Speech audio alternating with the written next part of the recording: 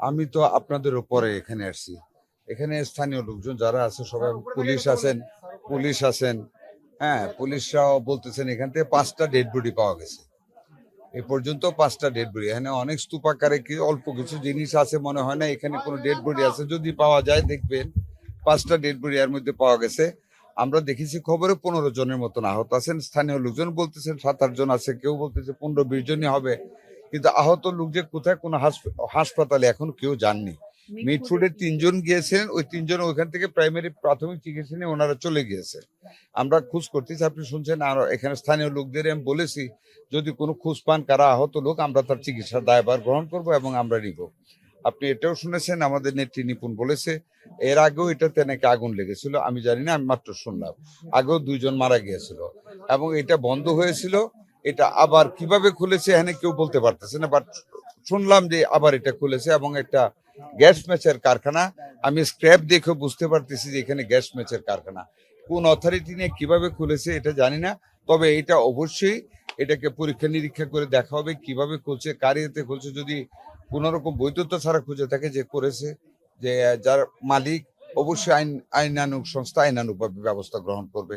আমি এক্স্যাক্টলি যা বলেছি, I must inform it to my honourable prime minister. আমি জানাবো ওনাকে আজকে রাত্রেই ফিরে গিয়ে। আমাদের সমাজ কল্যাণ মন্ত্রী সাহেব বলেছেন আগামীকাল উনি আসবেন, যারা নিহত হয়েছেন প্রত্যেকের জন্য 2 লাখ টাকা করে দিবেন। শ্রমমন্ত্রী 2 লাখ টাকা করে দিবেন, যারা আহত হয়েছেন তাদের চিকিৎসার ব্যবস্থা করবেন। আমিও বললাম স্বাস্থ্যমন্ত্রী হিসেবে যারা আহত আছে প্রত্যেকের চিকিৎসার ব্যবস্থা করা হবে এবং এটা আইনানুগ ব্যবস্থা গ্রহণ করা হবে। কিভাবে সে এটা খুলেছিল অবৈধভাবে আগে একটা আগুন লাগার পরেও। এখন আমাদের প্রশাসন গাড়ি নিয়ে আসতেছেন, এখানে যেগুলি স্তূপাকার আছে এগুলিকে আরো ডিসমেন্টেল করা হবে, সরিয়ে দেওয়া হবে।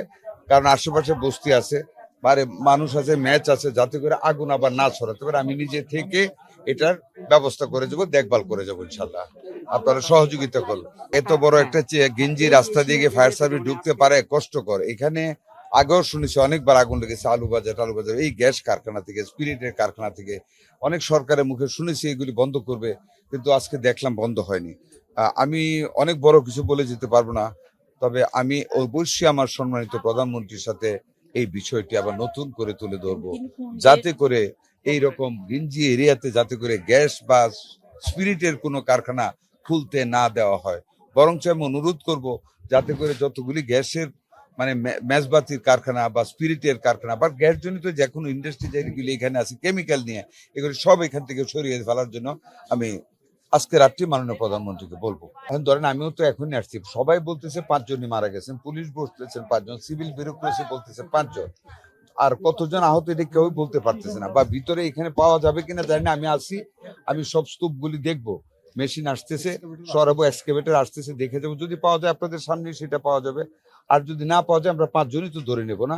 যারা আত্মীয় স্বজন কারা নিয়েছে এটাও জানি না, আমি জানার চেষ্টা করবো। নিশ্চয়ই আপনারা জানেন, আপনারা আমার অনেক আগে আসছেন। কারা কারা মারা গেছে থাকলে ওনাদের কাছেও যাবো, ওদের সুখ সন্তপ্ত পরিবারের প্রতি সমবেদনা জানাই। আমাদের শ্রমমন্ত্রী 2 লক্ষ টাকা করে ঘোষণা করেছেন, আমরা পারলে আরো সহযোগিতা করব পরিবার ভেদে। আর যারা অসুস্থ তাদের চিকিৎসার দায়িত্ব নেবো ইনশাল্লাহ। চলেন আমরা সবাই দেখি আরো কেউ আছে কিনা। আগুন যদি আরো থাকে, মেসে আগুন লাগতে পারে, এগুলো আমরা ডিসমেন্টেল করে পানি দিয়ে নিভিয়ে যাবো ইনশাল্লাহ।